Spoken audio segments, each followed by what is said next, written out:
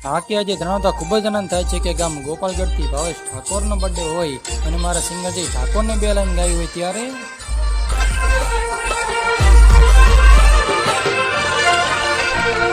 Bhavesh ઠાકોરનો birthday આયો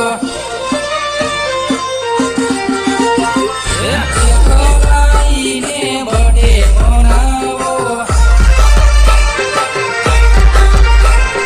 ખુશીઓનો દિવસ આવ્યો